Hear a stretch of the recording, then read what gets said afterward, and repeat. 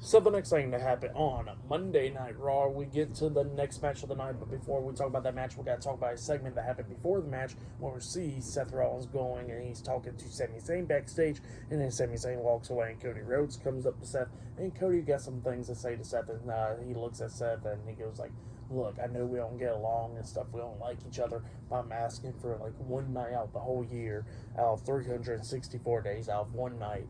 How about like me and you just work together as a team and beat the Judgment Day and stuff?" And Seth Rollins like, "You know what? You're right."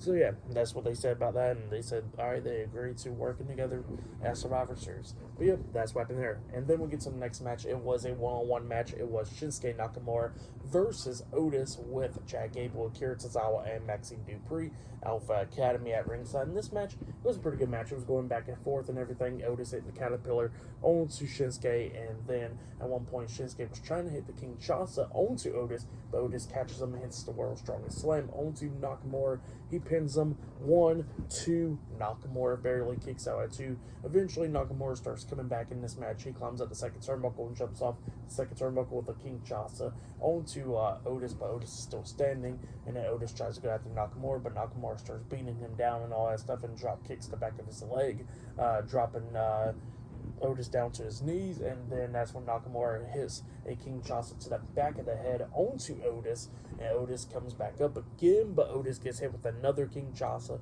by Shinsuke, and then Shinsuke pins him for the 1, 2, 3. So yeah, Shinsuke Nakamura defeated Otis tonight in a one-on-one match. That's what happened. Pretty good match. But then after the match ended, Alpha Academy is checking on Otis and stuff in the ring, and then Nakamura goes up to Chad Gable while Gable ain't looking, pushes Chad Gable in the back of the head. Gable gets up pissed off, ready to fight Nakamura, but Akira Tozawa and Maxxine Dupri holds him back. So yeah, that's what happened there, and Nakamura pretty much mocking Chad Gable, saying shush and all that stuff. So yeah, that's what happened there. For the match, what happened after the match, I'll give it all 2.5 stars. That's what I'll give it. It was a pretty good match though. So yeah, if you have yet, go check it out. But yeah, that's what happened there. But then after that, we see the World Heavyweight Champion Seth Rollins walking backstage.